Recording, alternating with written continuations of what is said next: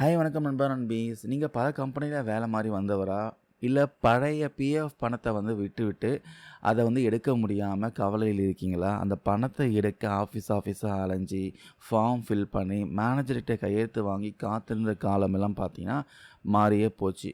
நம்ம தொழிலாளர் வருங்கால வைப்பு நிதி நிறுவனம் பார்த்தீங்கன்னா பிஎஃப் கணக்கு வச்சுருக்கவங்களுக்கு ஒரு சூப்பரான ஒரு குட் நியூஸ் சொல்லியிருக்காங்க. அது என்ன புதிய ஆட்டோமேட்டிக் செட்டில்மெண்ட் முறை, உங்கள் பணம் எப்படி தானாகவே உங்கள் அக்கௌண்ட்டுக்கு சேரும். வாங்க டீட்டெயிலாக அந்த பதிவில் பார்க்கலாம். 2026 புதிய இபிஎஃப்ஓ மாற்றத்தின்படி பார்த்தீங்கன்னா நீங்கள் மறந்து போன அல்லது ரொம்ப நாளாக பயன்படுத்தாமல் இருக்கிற பிஎஃப் கணக்குகளை உள்ள சிறு தொகையை அதாவது ரூபாய் 1000 வரைக்கும் இருக்கிற பணத்தை எடுக்க நீங்கள் எந்த ஒரு அப்ளிகேஷன் கொடுக்க தேவையில்லை. ஒரு சின்ன பேப்பர் ஒர்க் கூட கிடையாது. ஏன் ஆன்லைனுக்கு கூட நீங்கள் அப்ளை பண்ண தேவையில்லை. உங்கள் பேங்க் அக்கௌண்ட்டோட ஆதார் நம்பர் லிங்க் பண்ணியிருந்தால் மட்டும் போதும்.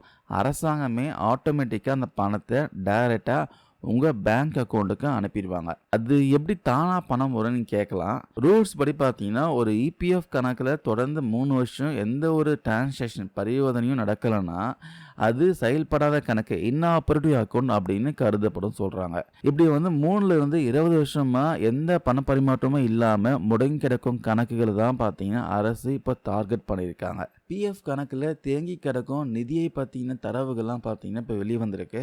புள்ளி விபரத்தின்படி பார்த்தீங்கன்னா மொத்தம் 31,86,000 செயல்படாத இபிஎஃப் அக்கௌண்ட்ஸ் இருக்குன்னு சொல்கிறாங்க. அதாவது கிட்டத்தட்ட 32 லட்சம் அக்கௌண்ட்ஸ் இருக்குது. இந்த கணக்குகளில் ஒட்டுமொத்தமாக சுமார் 10,903 கோடி ரூபாய் டெபாசிட் செய்யப்பட்டு சும்மாவே கிடக்குதான். இதில் 1000 ரூபாய் வரைக்கும் மட்டும் பணம் உள்ள கணக்குகளின் எண்ணிக்கையை பார்த்தீங்கன்னா சுமார் 6 லட்சம் இருக்குன்னு சொல்கிறாங்க. இதில் மட்டும் பார்த்தீங்கன்னா மொத்தம் 30 கோடி 52 லட்சம் ரூபாய் பார்த்தீங்கன்னா தேங்கி இருக்கான். லட்சக்கணக்கான தொழிலாளருடைய உழைப்பு வீணாகக்கூடாது என்பதற்காக கொண்டு வரப்படவுள்ள இந்த திட்டம் பார்த்தீங்கன்னா படிப்படியாக செயல்படுத்த போகிறாங்க. முதற்கட்டமாக 1000 ரூபாய் குறைவாக இருப்புள்ள சுமார் 6 லட்சம் கணக்குகள் பார்த்தீங்கன்னா இந்த திட்டத்திற்கு தேர்வு செஞ்சுருக்காங்க. இந்த முதற்கட்ட முயற்சி வெற்றி அடைஞ்சால் மீதமுள்ள 25 லட்சம் செயல்படாத கணக்குகளும் இதே மாதிரி ஆட்டோமேட்டிக்காக பண பரிமாற்ற முறை மூலமாக பணம் விடுவிக்கப்படும் சொல்கிறாங்க. ஆட்டோமேட்டிக்காக டிரான்ஸ்ஃபர் ஆயிரும். பொதுவாக மக்கள்லாம் வேலை மாறும்போது தங்களுடைய பழைய பிஎஃப் அக்கௌண்ட்ஸ்லாம் பார்த்தீங்கன்னா மறந்துடுறாங்க. ஒரு சின்ன தொகைக்காக ஏகப்பட்ட அலைச்சல் இருக்கணுன்ட்டு அதை விட்டுடுறாங்க. ஆனால் இப்போது எந்த சிரமமும் இல்லாமல் பணம் வரப்போகுது. இதில் நீங்கள் கவனிக்க வேண்டிய சில முக்கியமான விஷயங்கள் என்னென்னா, கேஒய்சி அப்டேட்டு. உங்கள் இபிஎஃப்ஓ போர்ட்டலில் உங்களுடைய Aadhaar, bank account, PAN card இந்த 3ம் கரெக்டாக இருக்கா இல்லை செக் பண்ணிக்கோங்க. கரெக்டாக இல்லைன்னா கரெக்டாக அவருடைய கேஒய்சியை நீங்கள் அப்டேட் பண்ணிக்கோங்க. 2வது பழைய அக்கௌண்ட்ஸை இணைக்கிறது.